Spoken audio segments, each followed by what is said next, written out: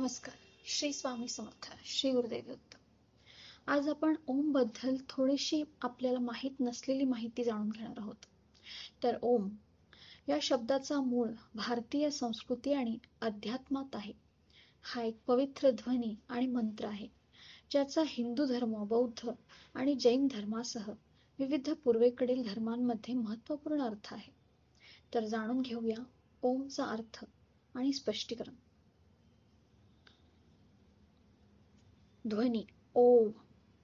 ओम हा 3 स्वरांनी बनलेला मोनोसिलॅबिक ध्वनी आहे.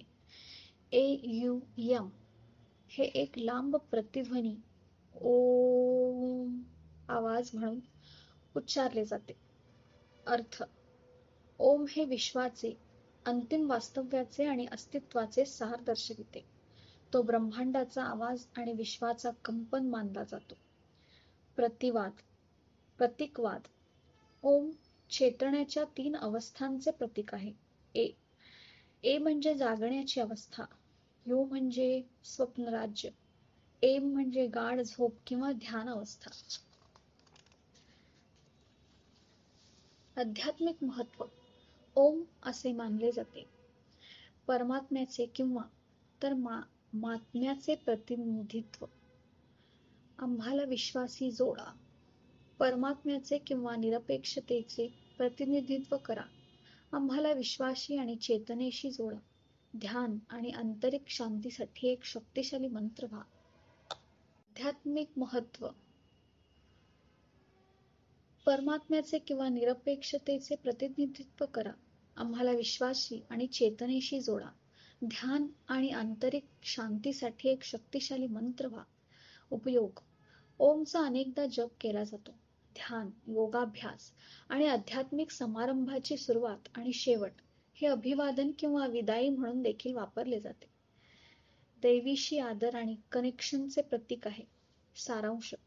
ओम हा एक पवित्र ध्वनी आणि मंत्र आहे, जो विश्वाचे सार मूर्त रूप देतो. चेतनेच्या 3 अवस्थांचे प्रतिनिधित्व करतो. ओम हा परमात्म्याचे प्रतीक आहे.